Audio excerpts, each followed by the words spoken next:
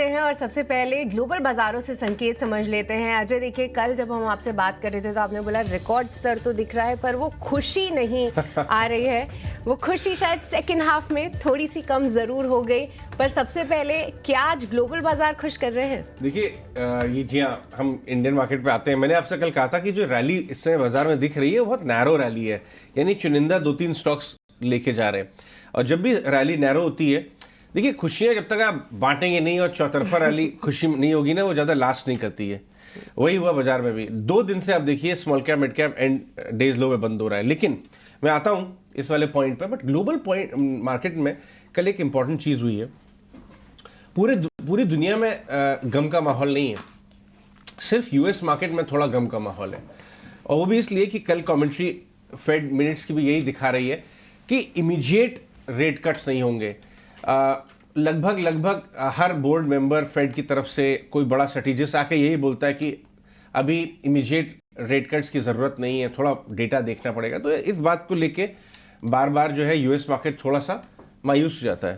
लेकिन जापान देखा आपने, जापान 3 दशक के हाईएस्ट लेवल पर ट्रेड कर रहा है। कॉर्पोरेट अर्निंग बहुत ज़बरदस्त आ रही है, ढेर सारा ग्लोबल पैसा जापानीज मार्केट में जा रहा है। तो पूरी दुनिया के मार्केट का हाल एक जैसा नहीं है। पहली बात तो यूएस मार्केट में ये मिनट्स बता रहे हैं बार बार, और फेड के मेंबर्स बार बार ये बोल रहे हैं कि इमीडिएट रेट कट की ज़रूरत नहीं है।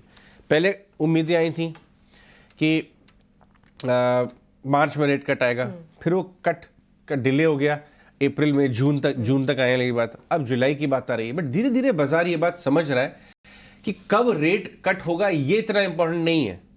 इंपॉर्टेंट ये है कि क्या पीक रेट्स हो चुके हैं।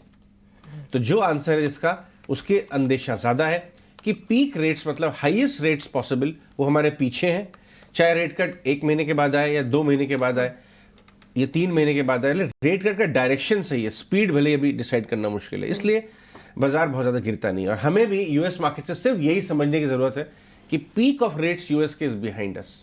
अब हमें यहाँ से कितना कब आता है रेट कट, इस पर ध्यान लगाना है। बट बाकी अगर आप बाजार देखें दुनिया भर में, तो जापान में देखिए एक बहुत बड़ी रैली हो रही है, यूरोप की तरफ लोग देख रहे हैं, वैल्यूएशन चीप हो गए हैं। तो इतना ही देखने की ज़रूरत है।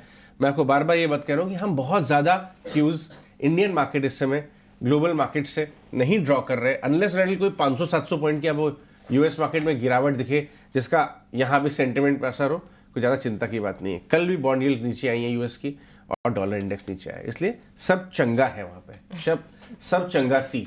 हमारे डिम्पी जी ये इसको शायद इस तरह से इसका जिस निकालें, क्यों डिम्पी? हाँ, ऐसे बोला जा सकता है, सब चंगा सी। और कुछ डाटा मार्केट का भी ऐसे ही कह रहा है जैसे भी आप बता रहे हैं अजय। सर ऐसा भी तो बोल सकते हैं कि सब चंगा हैगा, क्योंकि गिफ्ट निफ्टी तो काफी अच्छे संकेत दे रहे हैं। देखिए कल जो है, हाँ अब हम आते हैं आज के बाजार पे।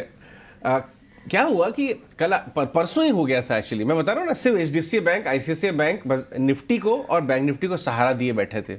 बाकी बाजार में थोड़ा सा एक पैसा उठा के साइड में रखने का माहौल सा बन रहा था परसों ही। इसीलिए मैंने आपको बताया था कि देखिए साहब, ये नैरो रैली बहुत अच्छी नहीं होती है।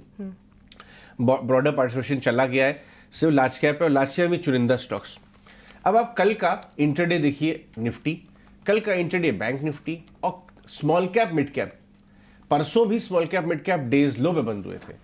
कल भी सेकेंड हाफ के बाद सट से एकदम निपट गया, समझ लीजिए आप, डेज लो पे आए। लेके आइए आप इंटरडे। डायरेक्टर साहब हमारे चाय नहीं पी के आए आज। ये देखिए सेकेंड हाफ में सट से नीचे एकदम डेज लो पे। बैंक निफ्टी भी आपको ऐसा ही नजर आएगा। इसका मतलब है कि बाजार में थोड़ा हल्का रही है, थोड़ा साइडवेज रही है, डायरेक्शन की कमी आ रही है। स्टॉक स्पेसिफिक अगर आपके पास एक्शन करने का ट्रिगर है, ब्रेकआउट है, वॉल्यूम डेटा दिखा रहा है, कोई खबर है, तो ही काम करिए। थोड़ा सा साइड में है, इसका मतलब ये नहीं कि बहुत जोर से बाजार गिर सकता है। जब तक 22,100 22,200 का जोन बहुत डिसाइसिवली ऊपर की तरफ है या फिर नीचे छोड़ दे बात ना हो जाता है, तब तक कोई डायरेक्शन का चेंज नहीं है। लेकिन थोड़ा समय दीजिए। इनफैक्ट बैंक निफ्टी को भी लेके आइए 500-600, 46,500, 46,600 वो जो जोन है ना, उसको जब तक छोड़ता नहीं है। अभी देखिए 47,000 के भी ऊपर है, 300-400 पॉइंट का अभी भी नीचे जगह है, जा सकता है। उस डिप को आपको खरीदना है, इसलिए शांत रहिए, बिल्कुल परेशान होने वाली बात नहीं है। थोड़ा साइड में बैठ जाइए।